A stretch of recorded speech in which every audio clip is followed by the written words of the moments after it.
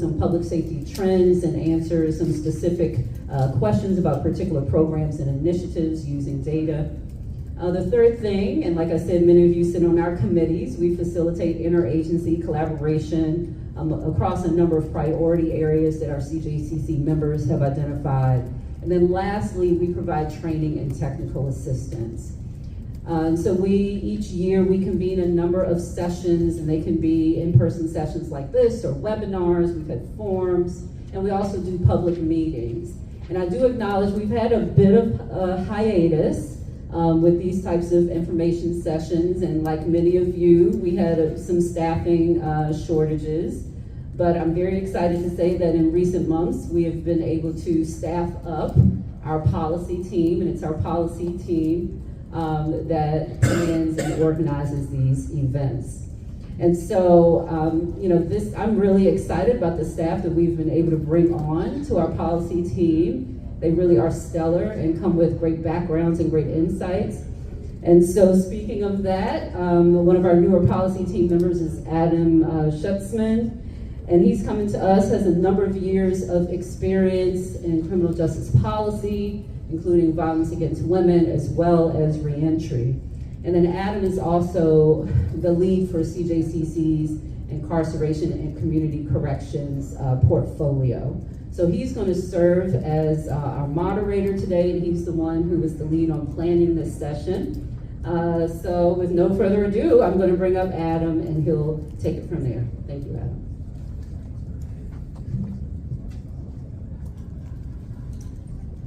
Well, thank you, Christy, and thank you all for being here. I know that it's a beautiful, non-humid day outside, and so naturally we brought you inside for a session, but I do appreciate you all being here.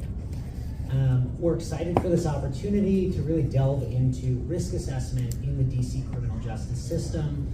We've got experts and practitioners across the spectrum of DC and federal agencies, including our panelists who are in front of me today.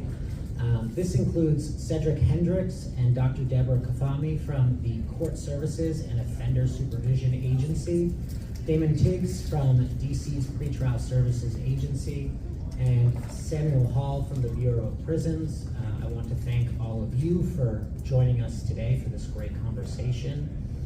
A few meeting logistics before we get started.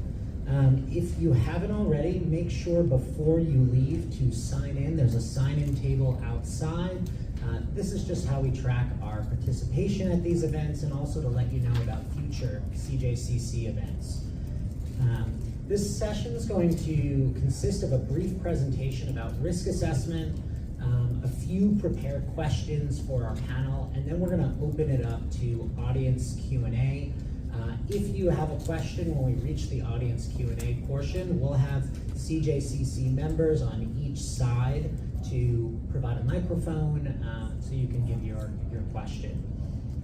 At the end of the session, we're going to ask you to fill out a brief survey, which helps know how we're doing and what subjects would really interest you for future CJCC events. So please, we have physical copies that are on the table. We have some outside as well, and we'll have a QR code that we're going to put up as well. So make sure to fill out that survey. Now, without further ado, I'd like to introduce a guest of ours who will be speaking about some considerations with risk assessment. Kadu Kim is a senior fellow in the Justice and Safety Division of the Urban Institute. Kim is a criminologist by training, having completed doctoral studies from the George Mason University and the State University of New York at Albany. He previously worked as a senior researcher for the state of New York and served as a visiting fellow at the Bureau of Justice Statistics. He has also developed and validated numerous risk and needs assessment instruments, including the one for the Pretrial Services Agency for the District of Columbia. His research promotes data-driven decision-making and has been cited in major media outlets. So let's give a welcome to Kadu Kim.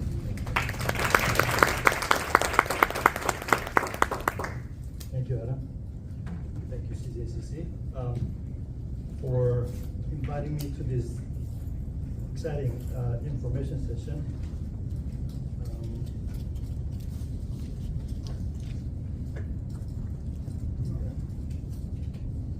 like I said, I'm grateful for the opportunity to join the session today and to reflect on one of the most critical and rapidly evolving practices in criminal justice, the use of risk assessment to inform decision making. Today I want to kind of walk through how risk assessment tools are used in the criminal justice system and highlight key components and considerations involved, and discuss opportunities for collaboration among agencies here in DC. My goal is not just to share some basic information about risk assessment, but also to spark a conversation on how we can improve outcomes both at the individual and agency level through evidence-based practice. Next slide, please.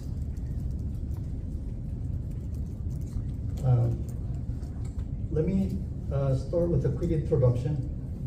I've spent more than 15 years at the Urban Institute, leading research projects in partnership with the federal, state, and local justice agencies. And before that, I worked as a researcher, program specialist in New York. A good portion of that career has focused on providing technical assistance to agencies on the use of risk and needs assessment tools, as well as developing, validating, and evaluating risk assessment tools, including the pretrial tool in DC and also sex offender risk assessment tools nationwide, both adult and juveniles. So I kind of come to this conversation with both research and practitioner perspectives. Next slide, please.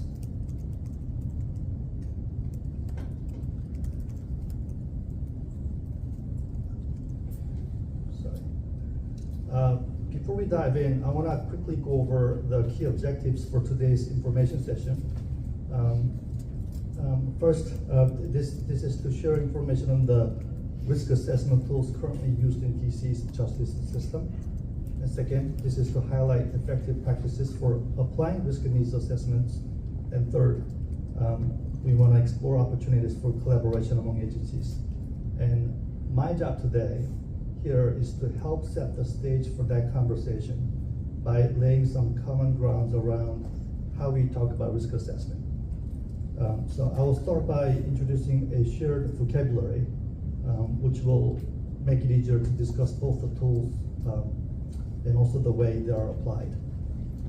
And as we go, I will also bring up some challenges and questions to consider, while sharing some updates from the latest research where relevant. Next slide, please. So what exactly do we mean by risk assessment?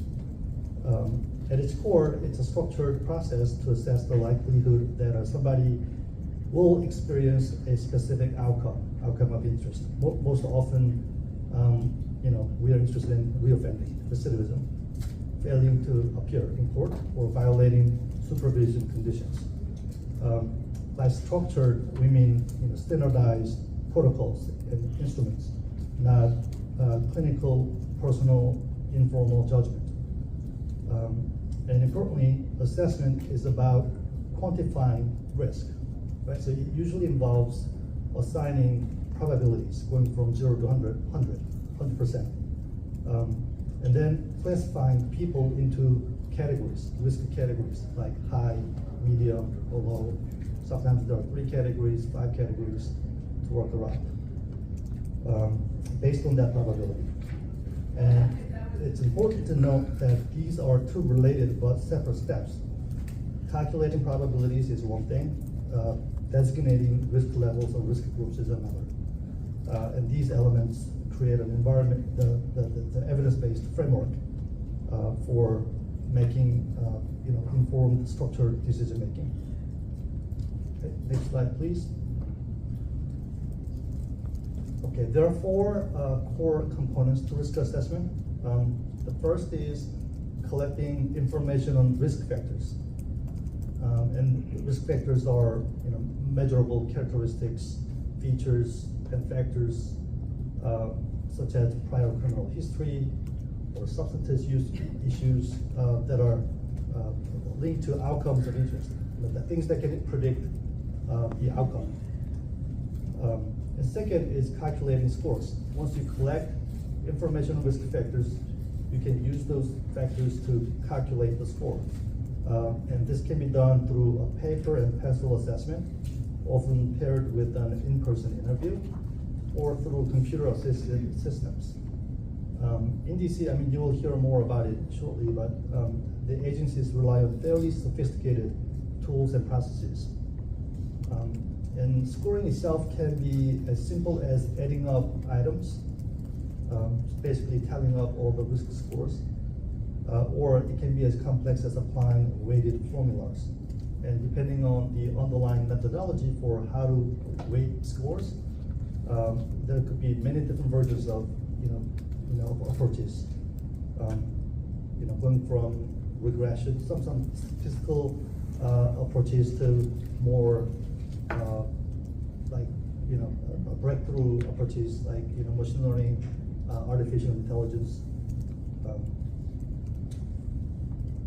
And third is classifying individuals into categories using cutoffs. Using different thresholds to put the continuous scale of the probabilities into categories. And these cutoffs can be resource-driven or rule-driven.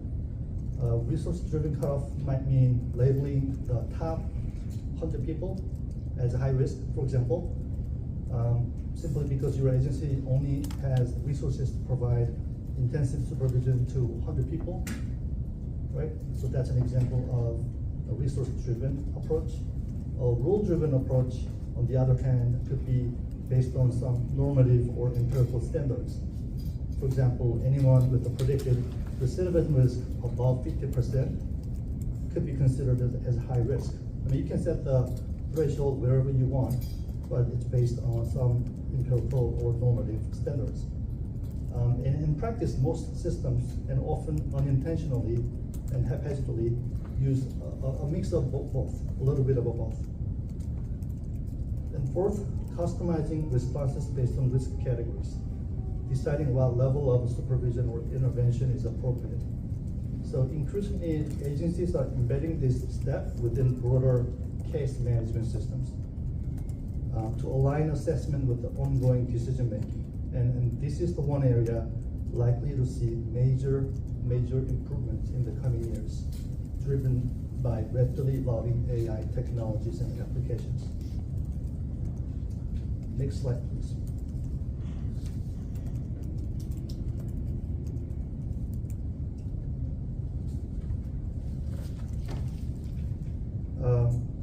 So how are risk assessment tools implemented? How to design this is not enough. Implementation matters just as much. And no matter whether an agency adopts an off-the-shelf commercial tool or develops one in-house, validation is a critical step in the implementation. At its core, validation is about assessing whether a tool accurately predicts outcomes using different types of metrics, depending on the aspect. There are different aspects of validation, and depending on what you focus on, there are also different metrics that you can use. But fundamentally, it's a question of how well predictions align with what we observe in reality, in practice. And in recent years, validation has taken on an added dimension. We want to ensure that tools work consistently and fairly across different subpopulations. So such as by race, gender, or other demographic characteristics, we want to make sure the tool performs equitably across those groups.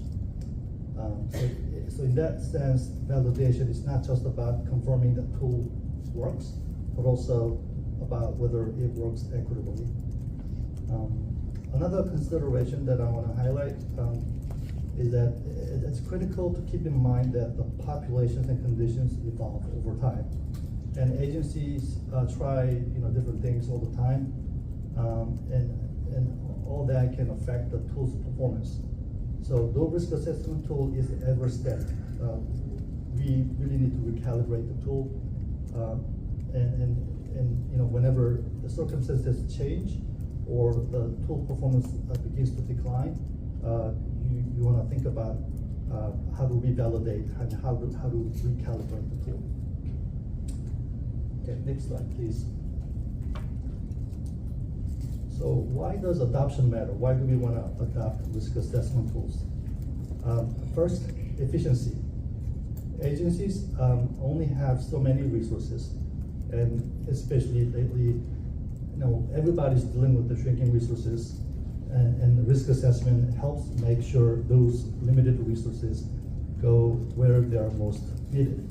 And this is arguably the initial motivation for a lot of agencies today to consider adopting risk assessment. The second, effectiveness. When resources are matched to actual levels of risk, we see better results. So things like fewer people reoffending and better compliance with the supervision. And third, consistency. And I would argue that this is the least recognized benefit, but it's just as important. Validated risk assessment tools bring structure, right? It's based on clear protocols, scoring methodologies, and rules about when you can or cannot override the recommendation. So that makes decisions a lot more transparent and defensible than relying solely on somebody's clinical, individual judgment. It also helps with the fairness, right? So if two people have the exact same profile, and the tool will give you the same recommendation all the time, no matter their background, right? But that's not something we as humans can guarantee, right? Different people, even with the same people at different times, can reach different conclusions, right? Simply because our cognitive ability to juggle all the information could be limited, right? But if you use the tool that's basically based on the set rules, protocols, two people with the exact same profiles will give you the same recommendation. So that's where structured tools like risk assessment can be really useful, and those tools give us more consistency, more fairness, and ultimately greater public trust in the system.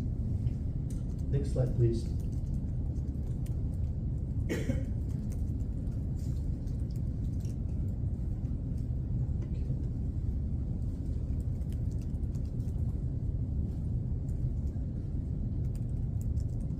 What are emerging issues in risk assessment?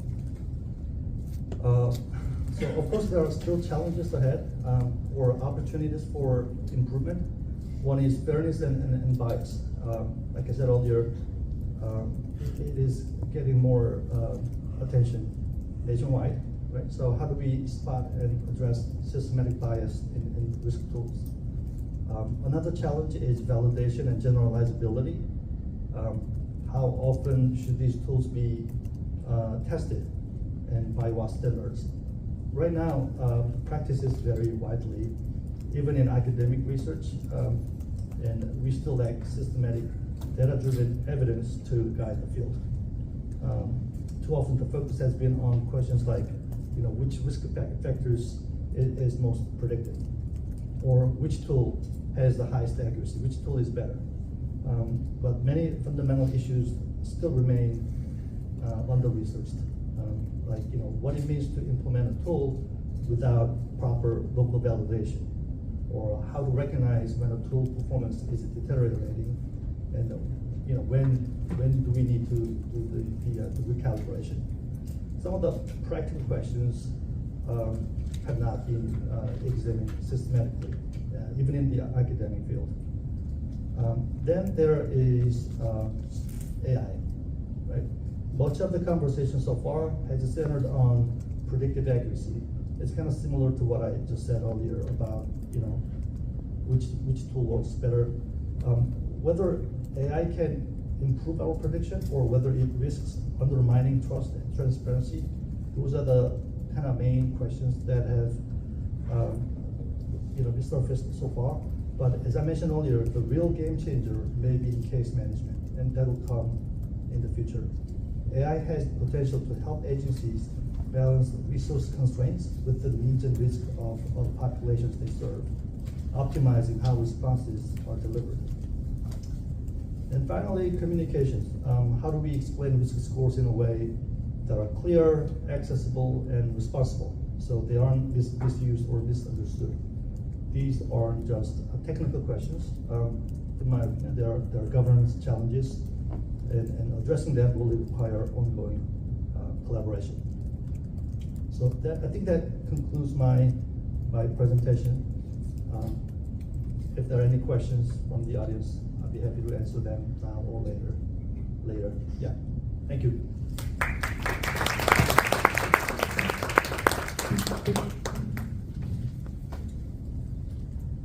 Thank you.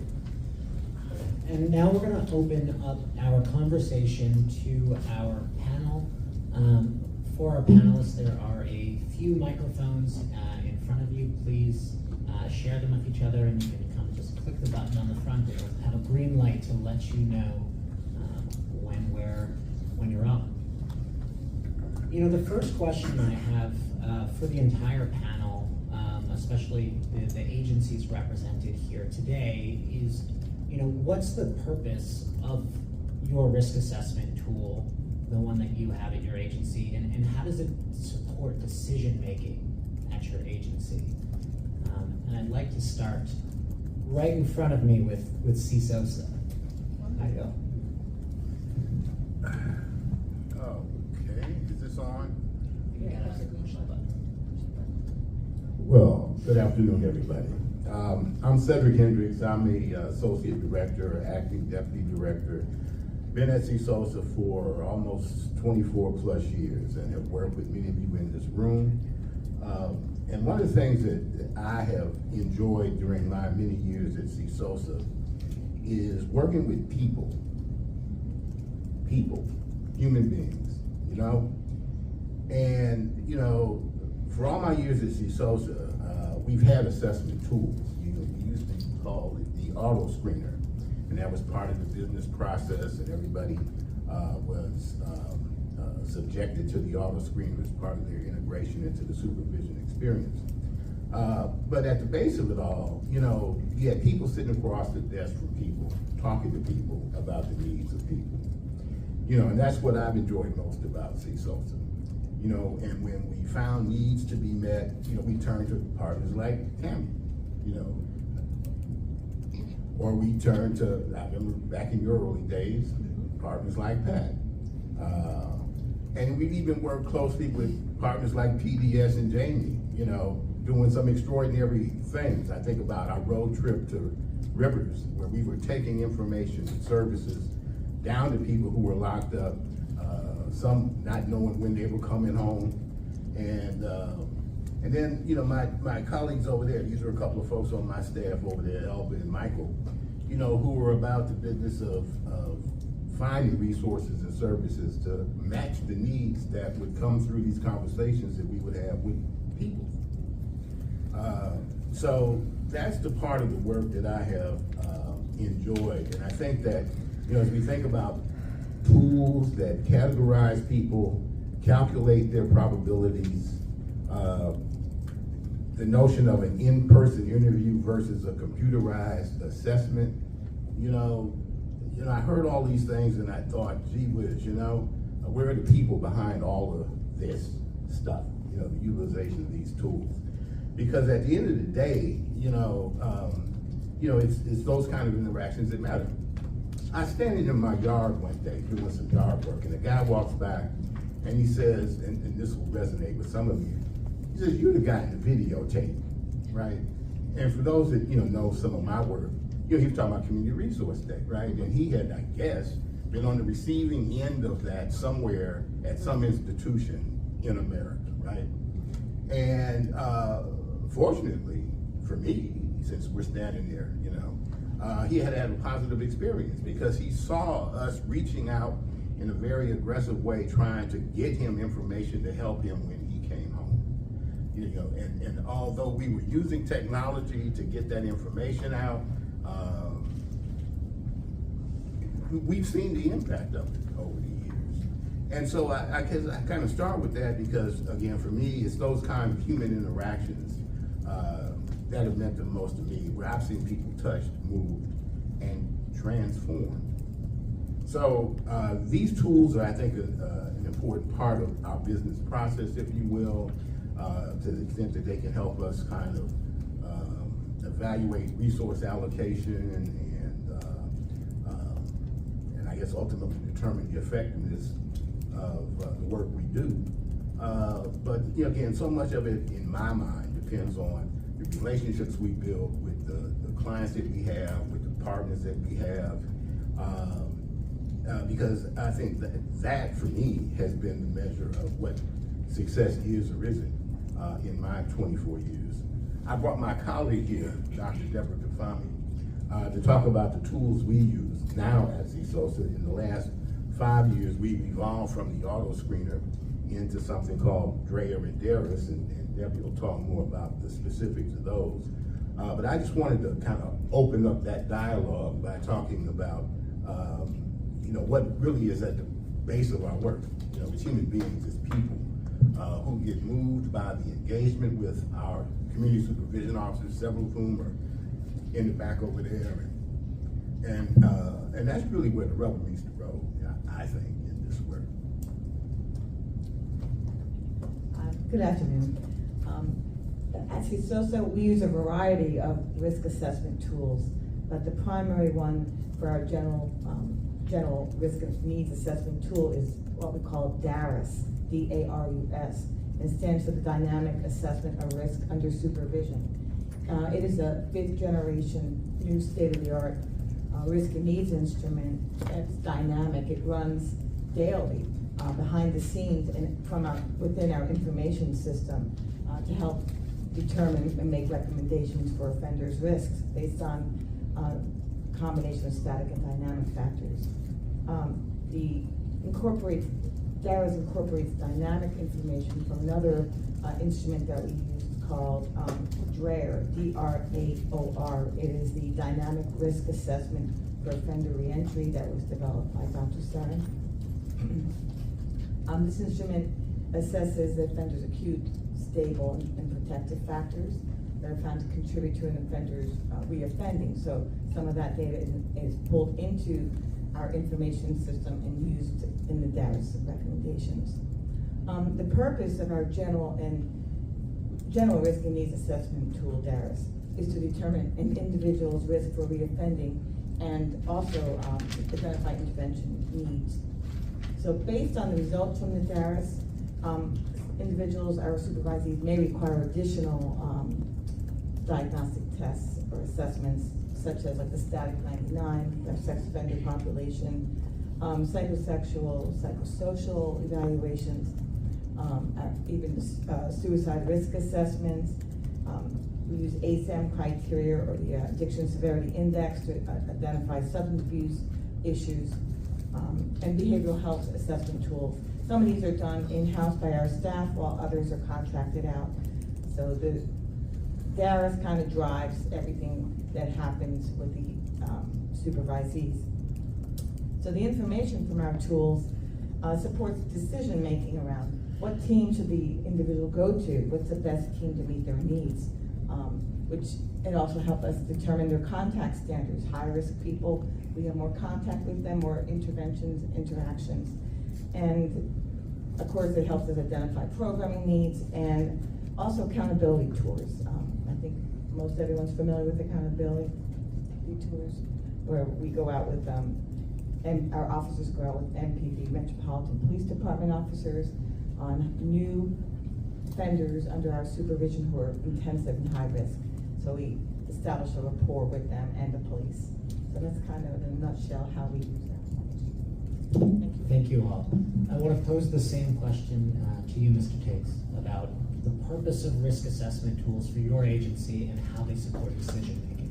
All right. So good afternoon, everybody. D. Tiggs of Pretrial Services. And I want to start off by this by saying, you know, PSA's mission is to promote pretrial justice while enhancing community safety, right? So we use our risk assessment tool because it's designed to objectively evaluate an individual's likelihood to fail to appear or be rearrested while under our supervision, right? The goal is to provide an evidence-based framework that we can use for making fair and consistent recommendations, right? And then it's also to ensure that our recommendation prioritize public safety in court appearance. And we use this risk tool in conjunction with staff's professional judgment, right? It's not a standalone tool. We have professional judgments in which we can override the recommendations and move forward. So it's not just the tool itself that makes the recommendation, it's the tool plus the staff professional judgment. And that tool lets us know at the defendant's supervision level what it should be. And it also helps us identify any type of specific needs that the person may have, such as substance use treatment or electronic monitor, to ensure that this person can come back to court. And I think the tool supports a consistency of recommendations across our staff. So it's consistent. So everyone is trained on the tool, on how to utilize the tool, and it ensures that our recommendation is in line with the statutory requirements and public safety goals. So that's really how we use that tool, what's the purpose of it, and then what we actually, how it benefits us with decision making. Thank you. And to you as well, Mr. Hall. Yes, thank you. Sam Hall, Federal Bureau of Prisons. We as well have multiple risk assessment tools. We have the specialized tools such as the suicide risk assessment, sex offender, et cetera, et cetera. But our two main ones are the risk assessment that we've had since the beginning of time, which is what categorizes security level. That risk assessment is really an assessment of the propensity for somebody to basically cause trouble while incarcerated. That's how you get high, medium, low, and minimum security designations, of which, the idea is for folks to work themselves down over the course of their sentence from high to minimum. But the main one, the one I will focus on today, is our newer assessment, and this is came from the First Step Act, and that's the recidivism risk assessment. Recidivism. It's very similar to the custody risk assessment, but obviously we're looking at two different things. And the recidivism risk assessment is focused on multiple criteria that basically is predicting the individual's likelihood for reoffending once they're released.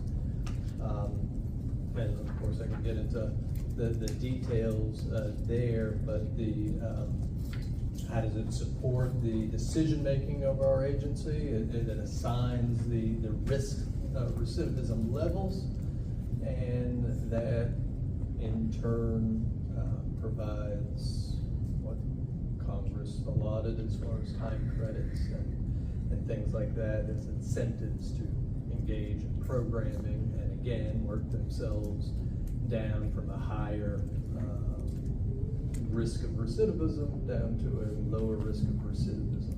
So that's the kind of the point there, is to get folks to program and stay out of trouble while incarcerated and do the right thing, and ultimately do what our mission is. And our mission is to safety and security of our population, staff, and community. And then the second part of our mission is the preparing folks for successful reentry. And that's the point of that risk assessment tool. All right, thank you all. And I think that gives us a great sense of why these tools are being used at each of your agencies and kind of their purpose around, as we said, decision making. I want to see if we can get a little bit into the weeds of what your process looks like. What is the process for implementing risk assessment tools at your agencies? And is there specific kinds of training provided to staff to ensure that they're able to accurately and effectively implement these tools? And this time I'm going to start on the end with you, Mr. Hall, so you get double duty. All right. Okay, so the process for implementing our risk assessment tool and what training is provided. And again, I'm just going to focus on our recidivism risk assessment tool today, and the process, the way that we integrated it, and I should mention this, it's not a thing that we necessarily developed. It was developed by National Institute of Justice researchers there, working with us to develop a tool. But one of the things that I'd say is a primary part of the creation of this risk assessment tool was to integrate it into basically the process that we already had developed. So I think it was important to the Bureau of Prisons to not create a ton more work for the already overworked staff. So the process basically starts with the intake process. And our primary thing that we use is the pre-sentence investigation report. So the United States Probation Office and CSOSA provide us with the pre-sentence investigation report, and we use all the information that's in there. We take those and we basically add them into our system, which is again a thing that we've always really done. And what is new here is that it takes those data entry points and then creates the score, much like was discussed earlier, creates that risk score, and then we apply high, medium, low, or minimum risk for recidivism. So some of these things, for instance, is the criminal history. So from that pre-sentence investigation report, I looked at how many length of criminal history the individual had, whether or not there's sex offense, violent offenses, whether or not they have a GED or high school diploma or education level, drug history. So we've always looked at all of those things, but now we're just taking them and applying them into a tool that generates a score. So as far as training, there really wasn't a need for a lot of training, because again, it's really the things that we've always done at the classification level upon sentencing, and then once they arrive at the institution, they meet with their case manager, who kind of sits down and has that conversation with them, and that's their intake. That's their intake process, amongst also meeting with the education department, psychology department, health service department, so on and so forth.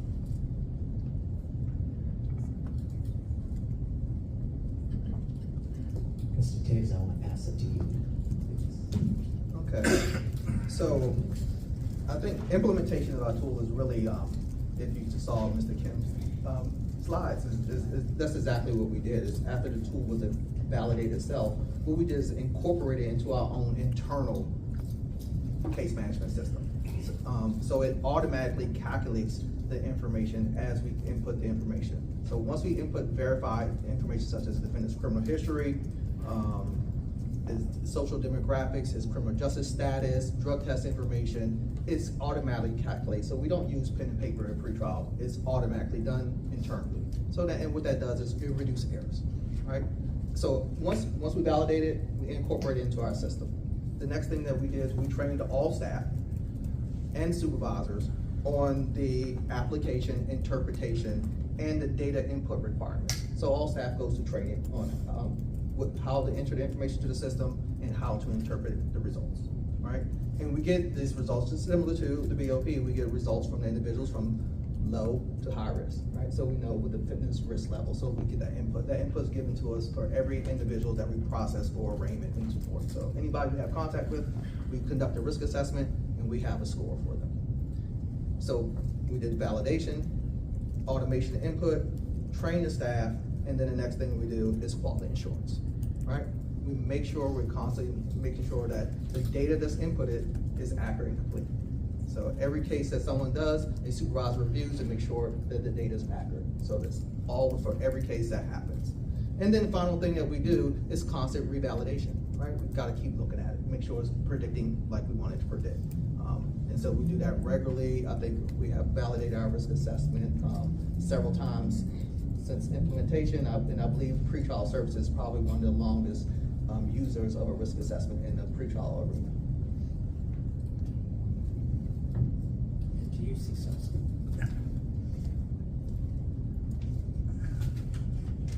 Let me just say that risk identification has to lead to risk mitigation, right? Because what is this all about? I mean, we're trying to get people to the finish line, supervision completion, right? And the way we try and do that is by helping people meet their needs. Stabilization helps people make it to the finish line. So if they need housing, healthcare, education, or employment, you know, a lot of our business has to be devoted to trying to identify the resources and services this community can help us meet those needs. Okay, because knowing you're a high-risk individual and not being able to do something about it, you know, that's the problem. And the work that we do, I think, by and large, is devoted to trying to mitigate risk through addressing needs that we've identified so that people can live peacefully in harmony with others and be all they can be. Been with CSOSA for a while, about 24 years, and when I first got there, we were using paper and pencil for our risk and needs assessment, like Dr. Kim said. And then we graduated, we had an auto screener that was actually within our case management system, but it required our staff to do a lot of data clicking and answering a lot of questions. I'm happy to say that in 2003, October, we went to our 5th generation tool, the DARIS that I mentioned, where it's built in behind the scenes, pulling the data that has already been entered into the system.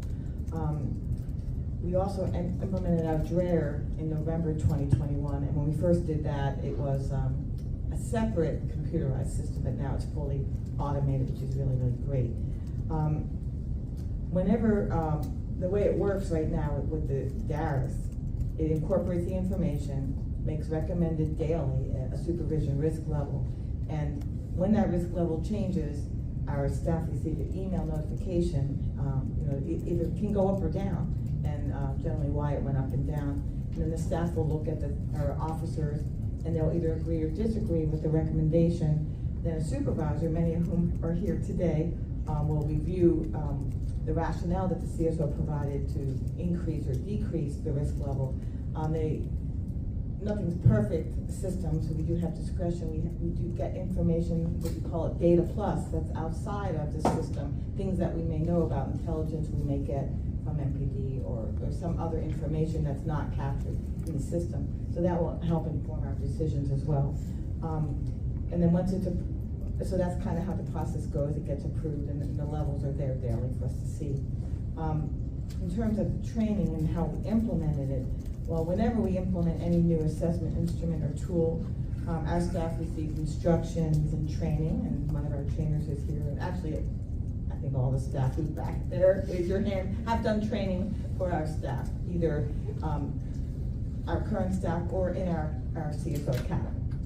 I'd like to recognize them. And with the DRAIR, for example, you need to be certified for that. So our staff are certified and recertified to do the DRAIR.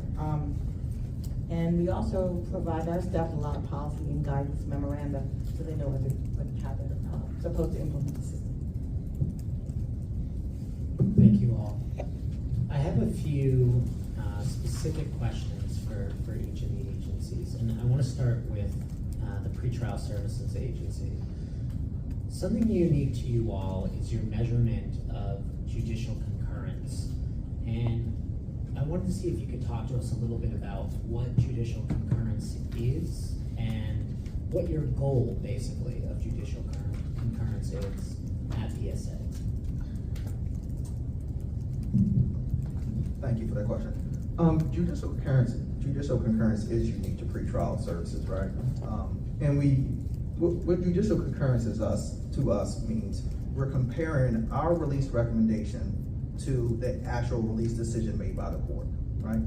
The goal for judicial concurrence is for us to actually just closely look at and see if our recommendations aligning with what actual judicial decisions making is, right? It's not part of our revalidation tool or anything like that. We just use it to see if we can get some operational feedback on our recommendations. So it's very unique to us of just seeing what our recommendation is and what the judicial decision is.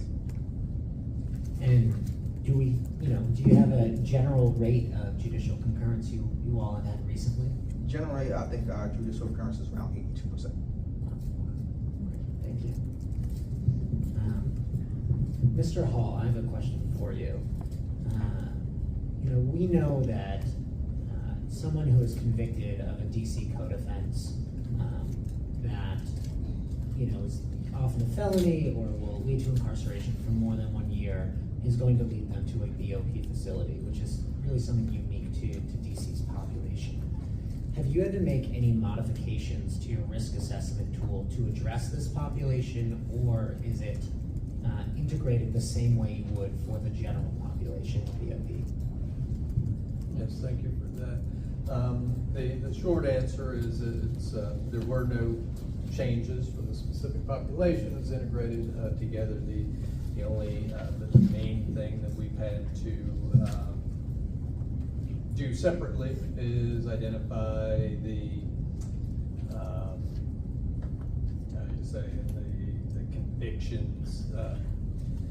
convictions that Congress listed as federal convictions had to be translated to the DC equivalents.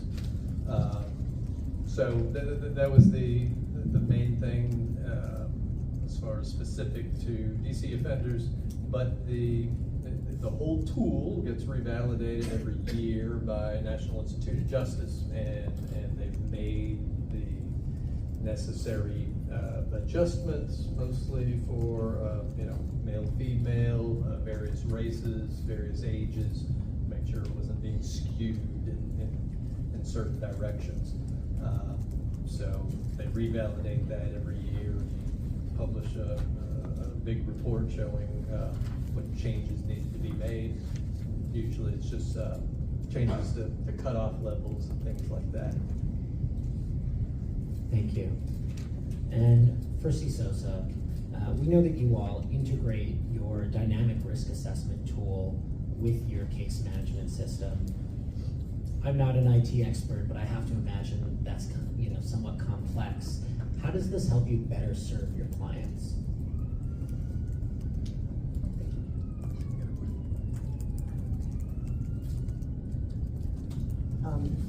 Well, it was complex. It took us quite a while to get into the system, but we have a great research department and also had contractors helping us to get it into our system. So that part's over, thank God. But having it in there, it allows us to very quickly identify offenders' increases or their decreases in risk, and also make recommendations for program interventions. And team assignments. Sometimes we recognize their risk has gone up. They might be better off in one of our engagement and intervention centers where they get really close supervision and a lot of services to help them mitigate the risk and be successful. The next phase of our risk assessment tool is the implementation of a fully integrated case management or a case plan within SMART. SMART is our information database system. That's coming out in a couple weeks, so we're very excited about that. And what that will help do, our case plan drives our supervision. So it'll come out, be very easy for our officers. They'll have like a menu of, given a certain finding with the supervisee, what are some possible things that they could do to help the offender be successful. So we're very excited about that, all gonna be fully in the system, and it'll spit out the plan, and they sit with the supervisee and discuss it, and we're hoping that it will help them successfully complete their supervision obligations. Thank you.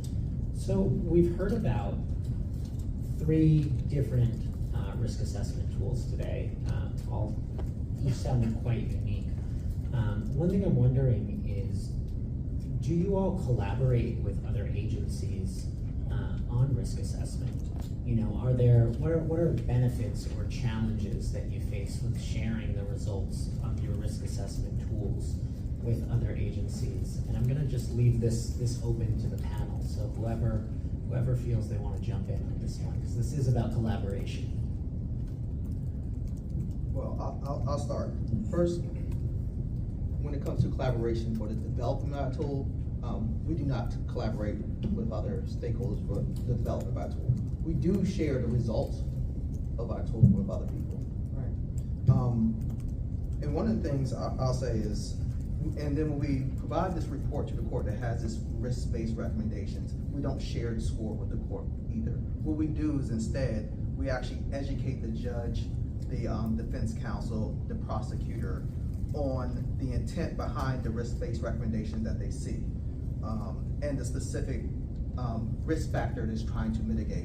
And I'll just give an example. When the court or the judge or defense counsel sees that we recommended a telephone reporting condition, that typically means that the defendant's been assessed from a low to medium risk of failure to appear or being rearrested. Conversely, when they see something like electronic monitoring, that is a signal for the court to understand that this individual is a high risk of either being rearrested or failure to appear. So we don't collaborate directly with that, and we don't share the actual score, but we do educate and how the tool operates and works.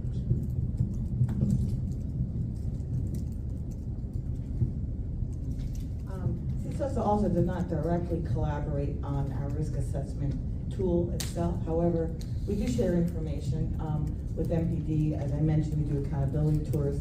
So they know if we're requesting an accountability tour because someone's high risk, and we share that information with them. We also share information with our releasing authorities, United States Parole Commission, and also DC Superior Court on our reports. When we do an alleged violation report and we submit the report, we'll say this individual, poses a high risk. We'll talk sometimes about their supervision level. We also use that information when we're submitting requests or considerations for early termination, and also status reports. Some of the challenges, especially for the feds, is privacy concerns. So we have to be very, very careful about that, who we share what with. But the benefits are really, really good. Public safety, number one, and believe it or not, of course, safety for the supervisees. Sometimes it is a good thing to get them off the street. You may have saved a life by getting them step back for a little bit, but that's kind of how we use our method. I can just add for the Bureau of Prisons, as I mentioned, we do collaborate with National Institute of Justice. They're the ones who kind of own our tool and do the annual revalidations. But other than that, we do not necessarily share the scores or any risk levels outside of the Bureau of Prisons. Okay, that's great. But I guess I just want to add that there's obviously routine information sharing that goes on between all of us all the time. Every time they're sending somebody our way, they're sending a police report on that individual that we digest and make use of. And every time somebody leaves them and comes to us, information's flowing that way as well. So, your question to the risk assessment tools, I just want to make it clear that we share information between one another. Collaborate quite a bit. That's great to hear, and I think that's a good point about, information and data is constantly being shared, even if it doesn't seem to directly impact the risk assessment tool, for example. It is informing your decisions in many different ways. I want to ask you all one more question before we open it up to the audience, and it is tied to kind of this question of information sharing.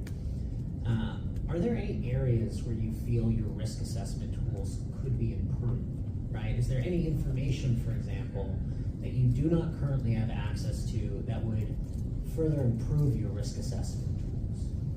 And again, this one is open to anyone who feels like jumping in. I'll go first, I guess. We get automatic rearrest data from DC, Metropolitan Police Department, Maryland, and Virginia. It'd be wonderful if we could get it from everyone else in the United States, because, you know, our people don't, you know, just stay in DC, they travel and things like that. That would be really, really nice. We obtain our criminal justice history, but it'd be really nice if we could just consume it and pull it in. So those are just two ideas that would be very helpful for us down the line.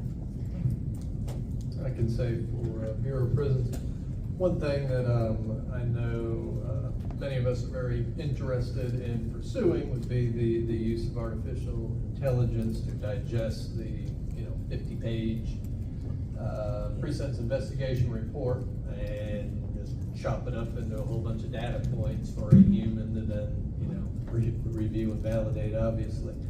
But just that time savings there would be an extraordinary time saver for the limited overworked folks that we have doing that work right now. And secondly, one part of our risk assessment is programming that was completed during incarceration. So individuals can take certain programs and it can decrease their risk level upon completion. And that's an area that we need to improve and develop, and we're not allowed to improve and develop it until multi-year longitudinal studies on various programs are completed. So we're in the process of that, but it's a slow and kind of a painstaking process to incorporate more programming that is allowed to decrease risk scores. I'll start off by saying this, that no tool is 100% perfect, right? But I will say this, the PSA risk assessment tool has a high predictive accuracy, right? It's well calibrated and it's validated, right? We're always looking at pretrial ways to improve our efficiencies, whether it's from data integration from external stakeholders or just at processing times, how we can input that information more quickly. So it's not 100%, but we're looking at ways, we're always looking at ways to improve things and make things better. But I don't see any data that's missing that we don't have to make a good, strong, solid recommendation. Okay, well, thank you. If it was up to me, I would continue asking you questions. I have so many more for you, but I do want to open it up to our audience today.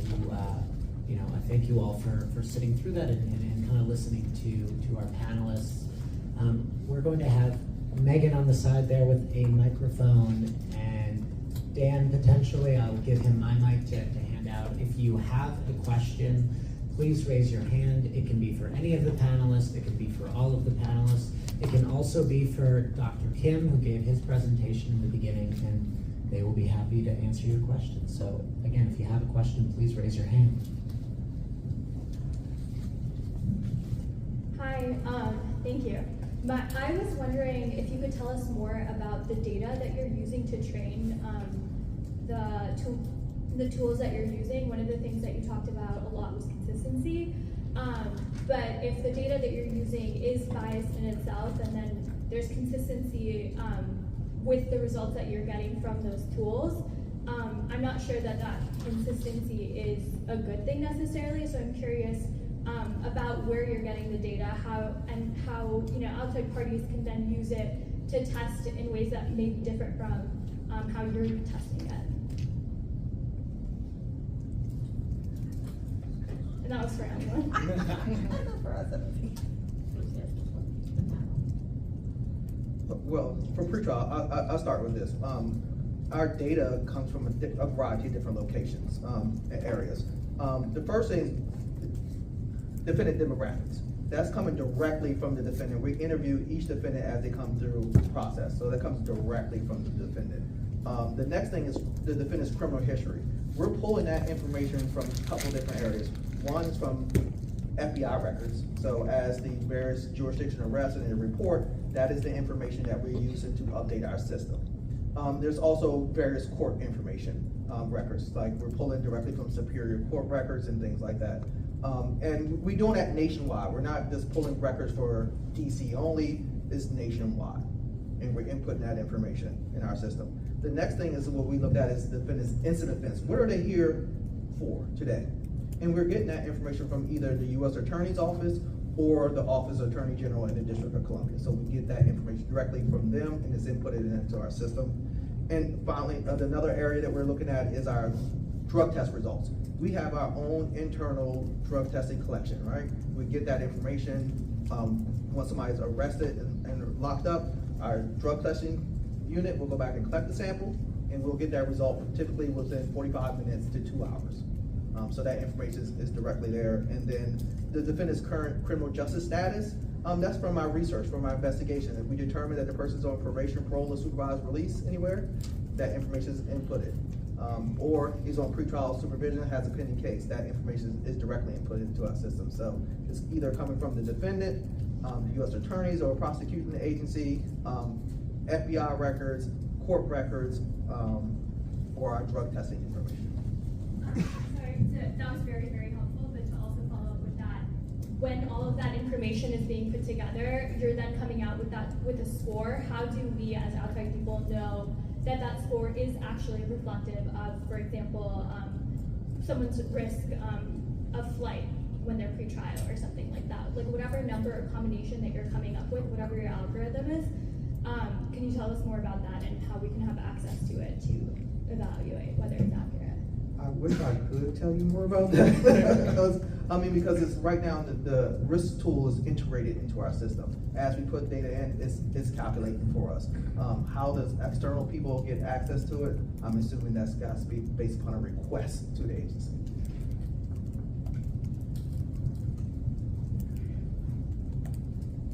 And I can say for the Bureau of Prisons, as far as our recidivism risk scores, and it sounds like you're really focusing on the outcome and matching, kind of validating that level with the, that's part of Mr. Kim's presentation as well.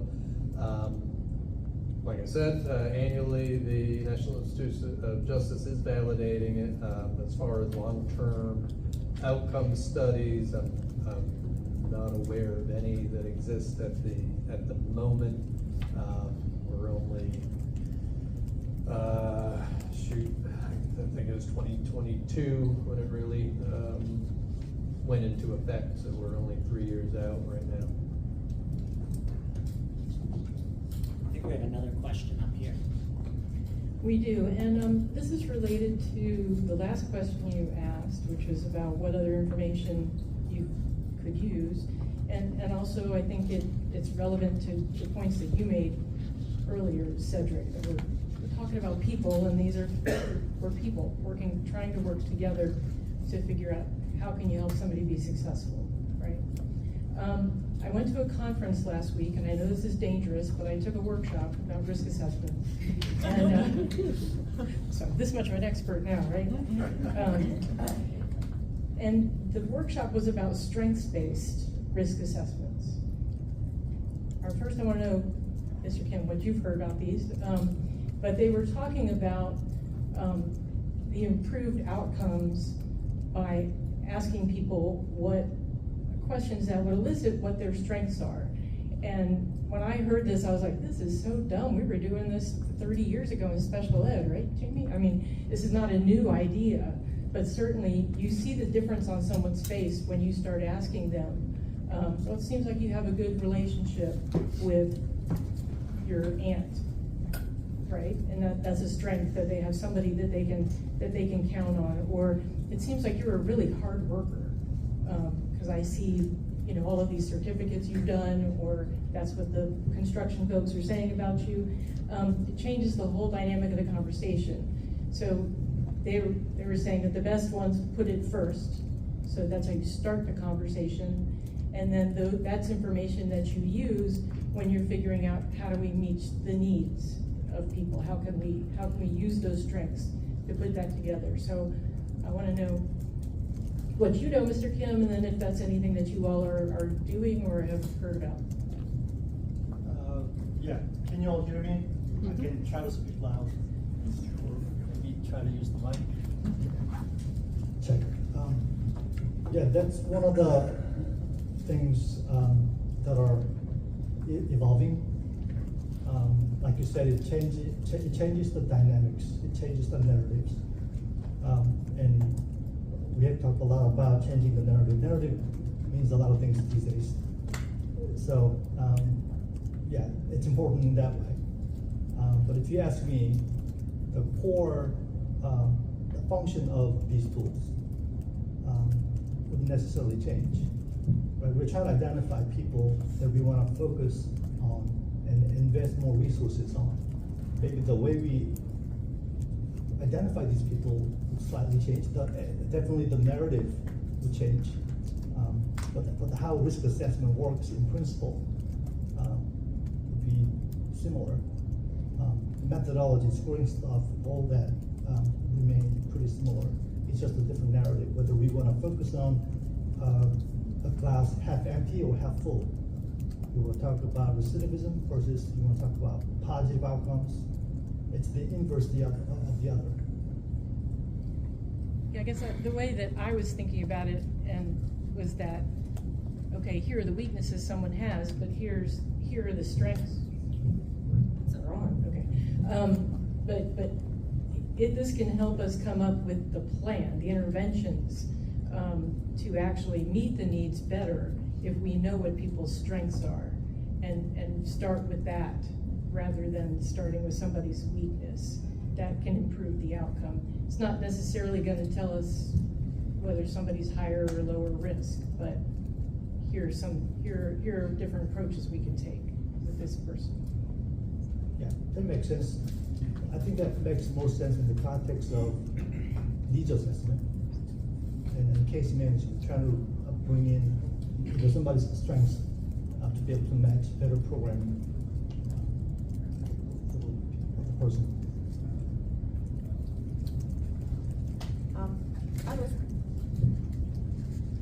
The risk assessment tool is just a tool, like Dr. Kim said. Once we get an initial score, we use the DRAER, which is gets at some of the what's working well, what's protecting the individual, what are acute factors, what's stable in their environment. But our staff have been trained on motivational interviewing, evidence-based practices. So the goal is when they meet with their supervisees is to develop a rapport, relationship, where they feel safe, confident in talking with our officers. So that information, we use that continually. So I do believe that we may not be calling it strengths-based, but they're doing that as part of the evidence-based practices, trying to figure out, okay, well, you're good at this, but you think you might like to go into this program or try and make it something they want to do and can see the benefits of. But we definitely look at their strengths, but I wouldn't say we actually categorize it in any specific way, but that's factored in, I think, into our DRAER and our just daily interactions with our supervisees. And I could say for the Bureau of Prisons, just like CSOSA, our case managers are the ones that really focus on the strengths, and that's oftentimes seen or shown by matching individuals with certain work assignments within the institution. If you have a construction background, well, you probably work in the facilities department, or for food service, et cetera, et cetera. But the one thing that I haven't mentioned yet, because the Bureau of Prisons is really separated it, is we also have our full needs assessment. We have a risk assessment and a needs assessment. Together they're called the risk needs assessment system. But we do review and categorize 13 needs individually for each person, and from that we match necessary programming and recommend programming in hopefully a way that makes sense, as far as let's start with this one and then move on to this next program, so on and so forth, to address all these needs that you've been assessed upon the intake. Got a question down there? Thank you guys for being here, and I appreciate all your insight. So I have a couple of questions. So first one is, what is the superset of risk factors that go into this scoring tool? And then is there 1, 2, 3 or more factors that are most common that will predict poor outcomes? And what are they? And then the third question is, if someone does reoffend, but it's a different offense, does the tool look at variability from, let's say they started out with just petty theft, but they've gone to like carjacking or assault? Like, does the tool take that into account, and how do you do that? I can start off real quick for the Bureau of Prisons. We have, I believe it's 13 categories, so I'll just go through these really quick. The two main ones are the offender's age and their criminal history points. And those two drive, I believe it's about 75% of the score. So if I'm 23 years old and I got, 10 convictions and so forth, I'm going to be high risk no matter what. It's going to take a while for me to decrease. So those are the two primary drivers of our risk assessment: current age and criminal history points. But then there's also a history of sex offense, violent offenses, which kind of touches on your last question. If I get reconvicted and now I have a violent offense, well, my points are going to be a lot higher. History of escapes, history of violence, education status, drug programming needs. And we have 4 categories that are specific to, while incarcerated, what we call incident reports, getting in fights or contraband, that type of thing. There's 4 of them there. So they really get disincentivized to break the rules while incarcerated. Financial responsibility, and then programs completed are, it rounds up all the things that we look at in our risk assessment.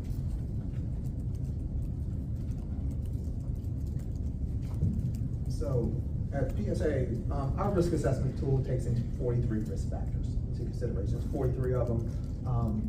I wish I had all 43 memorized, but I don't. But I'll tell you this, similar to the Bureau of Prisons, the incident offense, what's he's here for, weighs heavily. The defendant's overall criminal history weighs heavily on, and things such as prior FTAs and stuff weighs heavily. And that's basically that's what we're trying to mitigate for.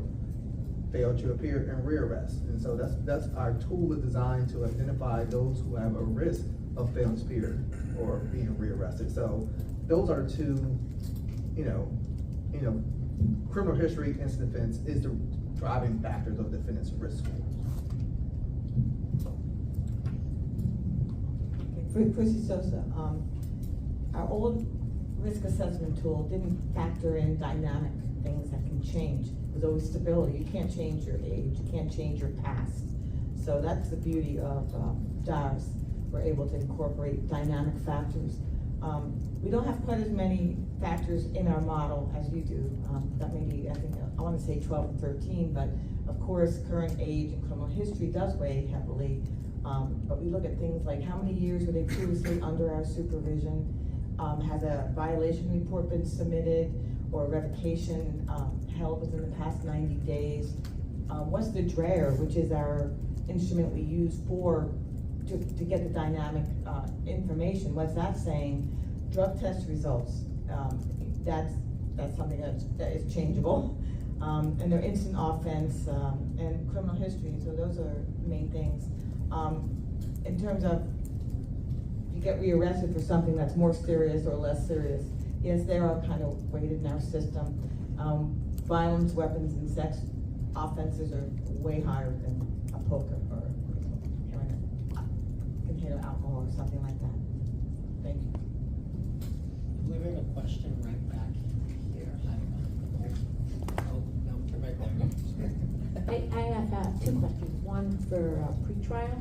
You said that there were like 43 risk factors. Are those published anywhere? Are they available on our website?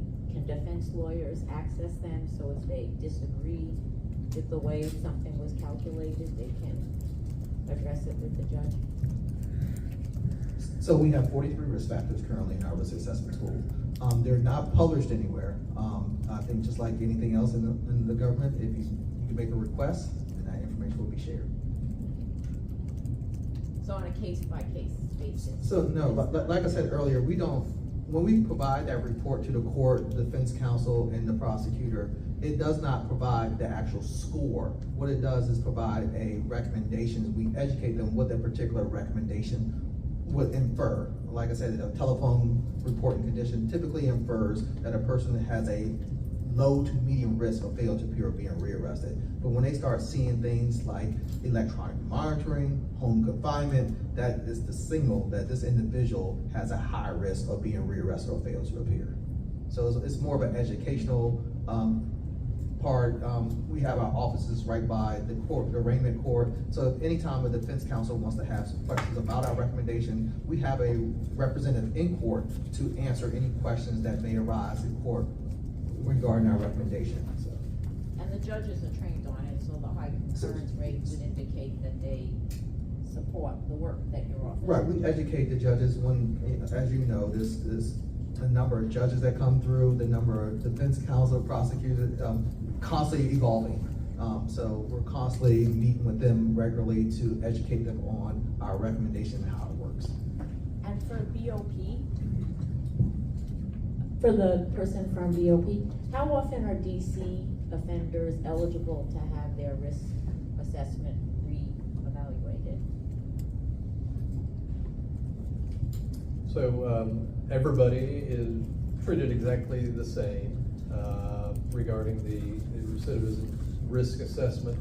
Everybody receives their risk assessment upon entry to the assigned institution to begin serving their sentence.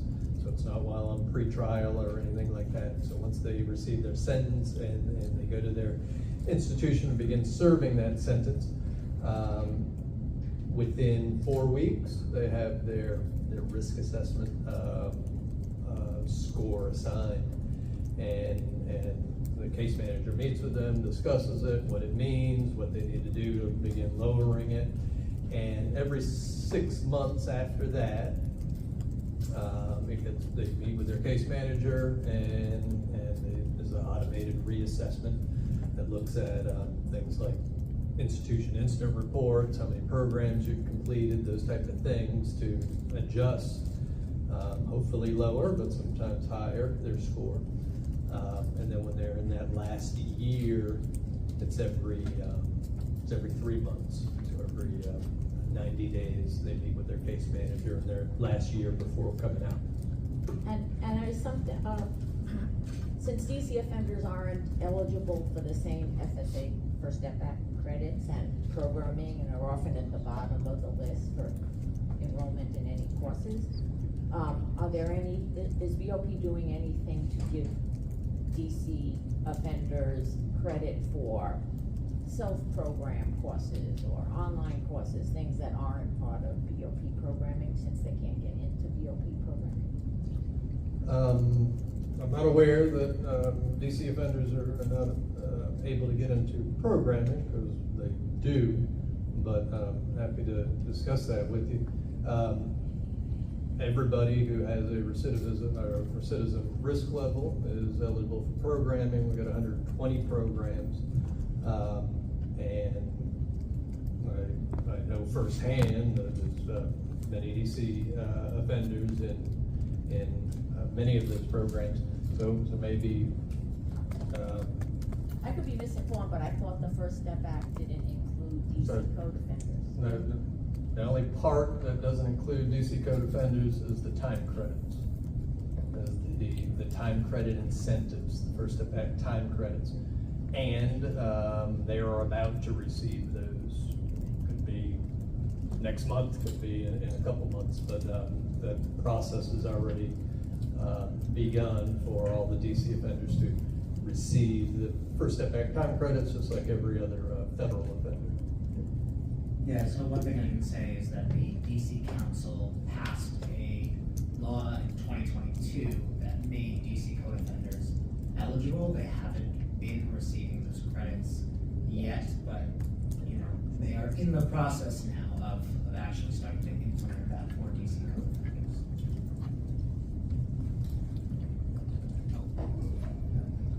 If I may, I want to just add a little bit more. It's like a public education piece that I can offer. So I had a privilege to work with PSA, CSOSA. I've worked with the BOP data. I've worked extensively with a guy who developed the tool BOP currently uses, Greg Dewey out of Minnesota.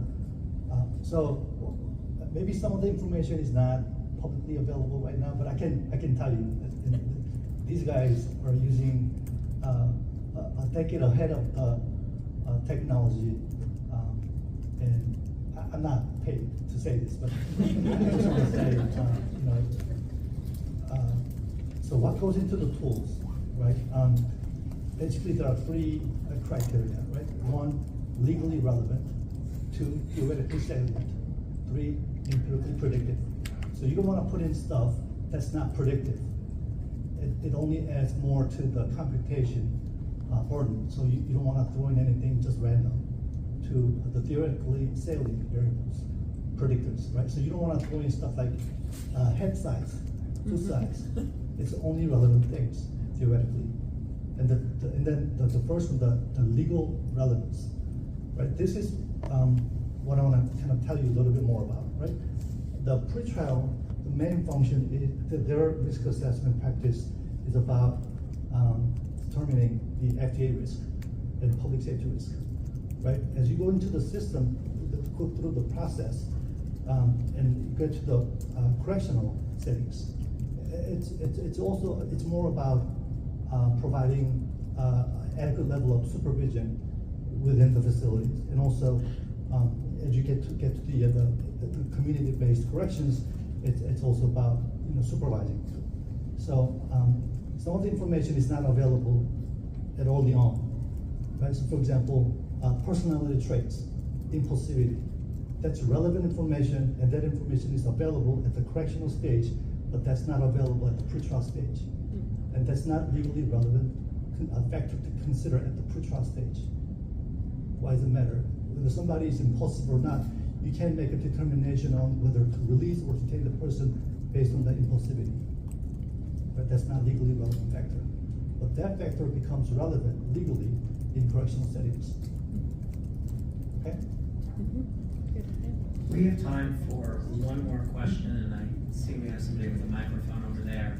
If you do have further questions for our panelists, please, right after this is over, you can track them down. We might, I'll check with them, but I have a feeling we can share email addresses and contact information and keep this conversation going. Adam, actually, maybe two questions. Your hand has been up for a long time as well as yours, so I think those are fine. All right, I take it back. Two questions. I apologize. Thank you, and thank you to everyone on the panel for your time and all the information. It's been very helpful. I just have a very specific question from Mr. Hall from the BOP.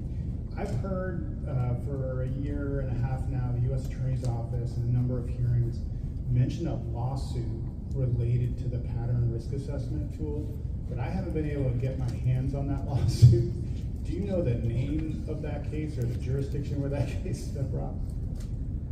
Now I can take your information. I'll get with our legal folks. Okay. Certainly get that for you. All right, thank you.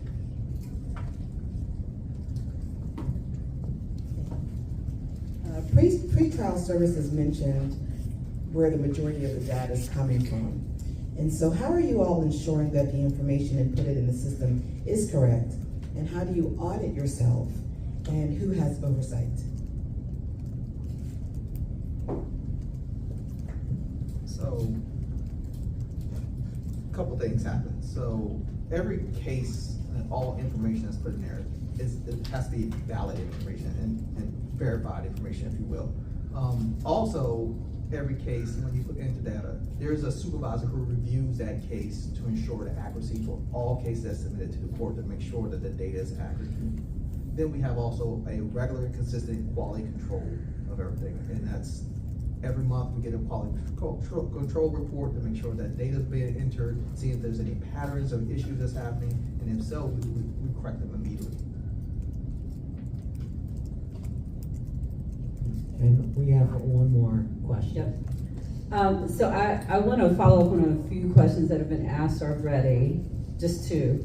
So one is, each of you have said you don't share the specifics of your assessment, even with sort of your customers that you're sharing information. Why not? Why don't you share the specifics? I can start off, and I think it's one, I believe, a good response to this is what Mr. Kim just said, is that outside of incarceration, it's not necessarily relevant, whereas like our United States Probation Office has their risk assessment. What's the name of the USPO risk assessment? Yes. Yeah. And that's specific for them while they're in their community. We got a pre-trial risk assessment that's looking for whether or not they're going to show up to court or flee, so forth. So I'd say the relevance is probably the biggest reason, but also there's other factors, I think, when they come from Bureau of Prisons up to the community, that's probably more important, like the reports from psychologists and stuff like that we share, that has more detailed information rather than just a number that's up for interpretation and so on and so forth.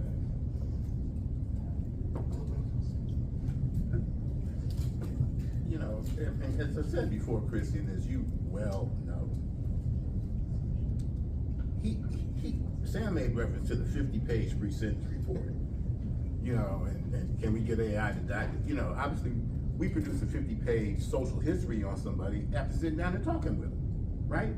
And sending records requests to the school that they went to, talking to their family.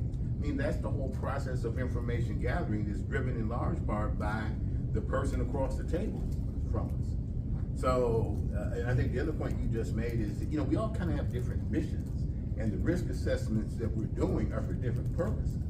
So we get information from them about each and every person coming home, and sometimes it comes too far in advance of when they come home, and we kind of wrestle with that. We're sitting in the same building, sharing information constantly, not just about cases that are coming from pretrial to CSOSA for supervision, or CSOSA folk who got rearrested during supervision and now got a pretrial case and we're sharing about that. But, we, as you know, test people for substance use every day, and we send that to them and they test, and then they send that information back to us in furtherance of the supervision process. So there is abundant information sharing going on. It's not an accusation. I literally am asking why. So I'm hearing not relevant for the next agency because it's specific to your work. And Cedric, you're saying we share so much other information, maybe that specific score is not the most important thing about the person. Exactly. Well, let me just say, in my humble opinion, as someone who's been around this long as anybody, most of these meetings I go to, what's most important in our work, I think, is case management. The assessments, kind of drive the process at the front end, but ultimately it's the officer sitting across the table, talking to the person about their needs and trying to figure out how to meet them. Because as I said, risk management and risk abatement is really what the work is all about. And to the extent that we're able to do that, depends a lot, not just upon the industry and initiative of our supervision officers, but on the responsibility of this community. We got employers that just say no. You know, I mean, hey man, I need a job. No. You know, we got housing folk that just say no. You know, we got spouses that, no, you can't come back here and live no more. You know, and so we're struggling through our supervision process in our case management to overcome all of those things and to find alternatives through our partners with community-based organizations to try and address those needs as best that the government don't address. And you know, and we're partnering, we got agreements with every DC government agency, DBH, DOES, ONES, I mean, on and on and on and on. We partner with everybody. That's who we are. In fact, if you look at, and I hate to do this, at the CSOSA seal, and you look at that banner over the dome, what does it say? It says community, accountability, and justice. And I've been proud to point out that community comes first. You know, and that's been who we are. An agency that is ever focused on community engagement. And that's the engagement with the supervisees that we work with, their families, their you know, the organizations in the communities they hail from, the organizations like the whole RAND Universal folks that we were sitting in here with this morning, you know, that are out here trying to provide resources and service to meet needs, to stabilize people, to maximize the prospect of supervision success. That's what the work is. That's who we are.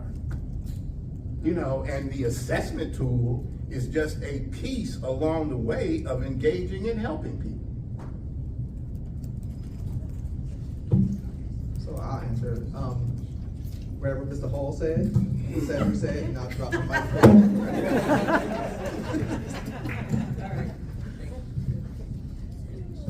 All right, well, thank you all, and can we get a quick round of applause for that?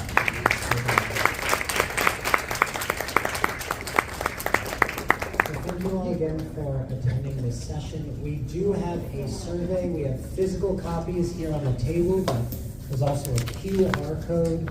We would really appreciate if you filled it out. It's quick, it's easy. I tested it myself. You can do it in pretty much a minute. So thank you again for attending, and we hope to see you at more of our CJCC events. Thank you, everyone.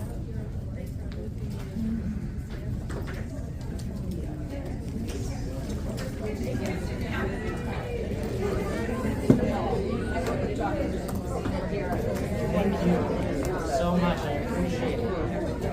You're like me. After this was a full list of notes. I'm like, I'm not doing this off the dome. I need